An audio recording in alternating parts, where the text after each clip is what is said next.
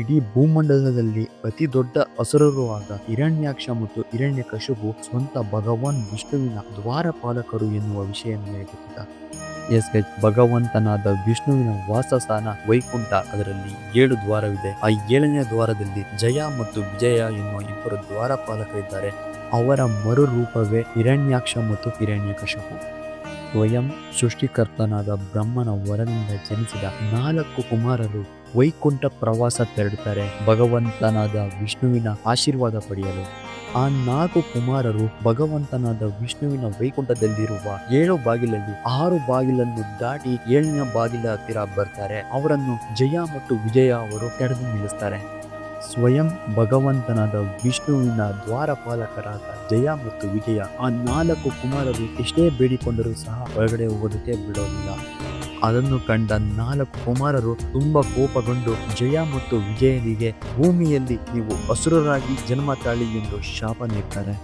ಈ ಕಡೆ ನಡೆಯುವ ಸಂದರ್ಭದಲ್ಲಿ ಭಗವಂತನಾದ ವಿಷ್ಣು ಆ ಸ್ಥಳಕ್ಕೆ ಬರ್ತಾರೆ. ವಿಷ್ಣುವನ್ನು ಕಂಡ 4 ಕುಮಾರರು ಅವರ ಆಶೀರ್ವಾದ ತಗೊಂತಾರೆ. ಭಗವಂತನಾದ ವಿಷ್ಣು ಅವರಿಗೆ ಆಶೀರ್ವದಿಸ್ತಾನೆ. 4 ಕುಮಾರರು ನೀಡಿದ ಶಾಪದಂತೆ ಭಗವಂತನಾದ ವಿಷ್ಣು ಜಯ ಮತ್ತು ವಿಜಯನಿಗೆ ನೀವು ಭೂಲೋಕದಲ್ಲಿ ಒಂದು ಅಸುರರಾಗಿ ಜನ್ಮ ತಾಳ್ತೀರಾ ಮತ್ತು ನಿಮ್ಮ ಅಂತ್ಯವನ್ನು ನಾನೇ ಮಾಡ್ತೀನಿ. ಪುನಃ ನೀವು ಈ ವೈಕುಂಠಕ್ಕೆ ಹಿಂದಿರುಗಿ ನನ್ನ ಸೇವೆಯನ್ನು ಮಾಡಬೇಕು ಅಂತ ಹೇಳ್ತಾರೆ. ಪರಮಾತ್ಮನ ಆಜ್ಞೆಯಂತೆ ಜಯ ಮತ್ತು ವಿಜಯ ಭೂಲೋಕಕ್ಕೆ ತೆರಳುತ್ತಾರೆ. ಅಲ್ಲಿ ಒಬ್ಬ ಸಾಧುವಾದ ಕಶ್ಯಪ ಮತ್ತು ದಿತಿ ಅವರ ಮಕ್ಕಳಾಗಿ ಜನಿಸ್ತಾರೆ.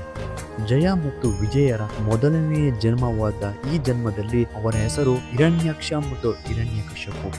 ಅವರನ್ನು ಭಗವಂತನಾದ ಸ್ವಯಂ ವಿಷ್ಣುವೇ ವರಾಹ ರೂಪದಲ್ಲಿ ಮತ್ತು ನರಸಿಂಹ ರೂಪದಲ್ಲಿ ಅವರನ್ನು ಅಂತ್ಯಗೊಳಿಸಿ ಮುಕ್ತಿ ಕೊಡ್ತಾರೆ.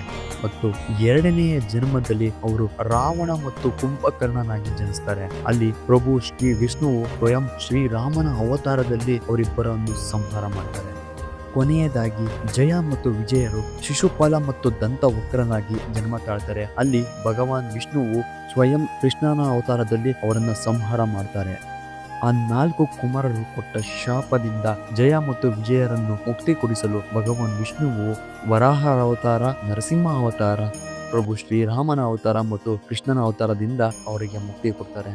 ಅದಾದ ನಂತರ ಜಯ ಮತ್ತು ವಿಜಯರು ವೈಕುಂಠಕ್ಕೆ ಹಿಂತಿರುಗಿ ಪ್ರಭು ವಿಷ್ಣುವಿನ ಸೇವೆಯನ್ನು ಮಾಡಲು ಪ್ರಾರಂಭಿಸ್ತಾರೆ.